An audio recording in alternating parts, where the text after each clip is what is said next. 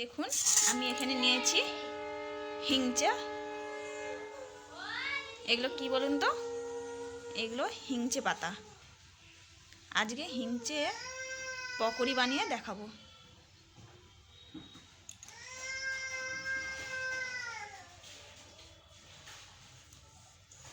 দেখুন এখানে আমি এই কটা হিংচে নিয়েছি।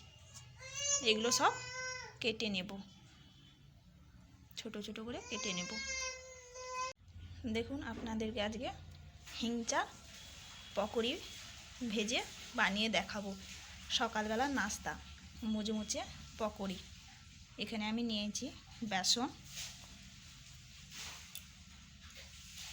1 চামচ, একটু হলুদ।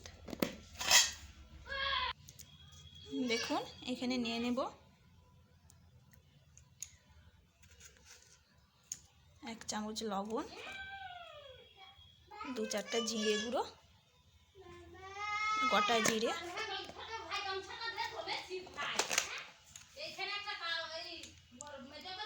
দেখুন আমি এইভাবে হিংচে পাতাগুলোকে কুচি নিয়েছি।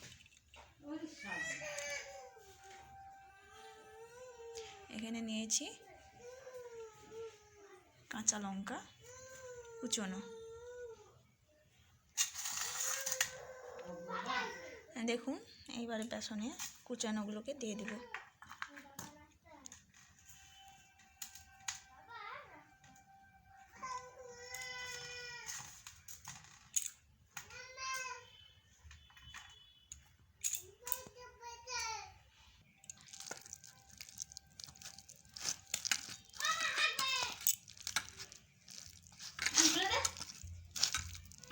দেখুন এইভাবে মেখে নিয়েছি।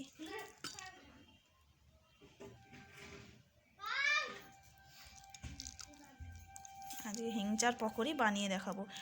সকালে চায়ের সাথে বা মুড়ির সাথে খেতে খুবই ভালো লাগবে।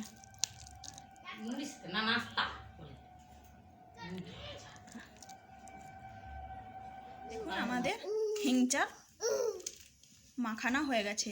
হিংচাগুলোকে এইভাবে বেসনের সাথে মেখে নিয়েছি। এটা খেতে খুবই ভালো লাগবে। সকালে বা বিকেলে চায়ের সাথে নাস্তা হিসেবে খেতে খুবই ভালো লাগবে। মুচমুচে পকোড়ি কম টাইমের মধ্যে বানিয়ে দিতে পারবে। দেখুন আমার কড়া গরম হয়ে গেছে, তেল দিয়েছি। এবারে আমি পকোড়িগুলোকে আস্তে আস্তে ছেড়ে নেব।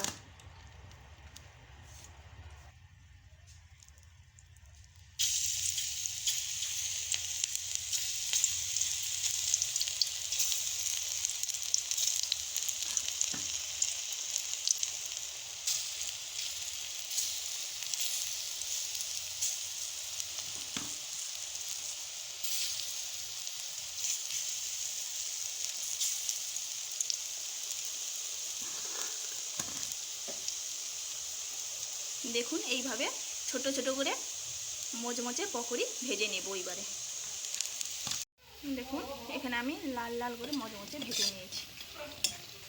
এইভাবে লাল লাল করে মচমচে ভেজে নেবে। দেখুন এইভাবে লাল লাল মচমচে হিংচের পকোড়ি ভেজে নিয়েছি।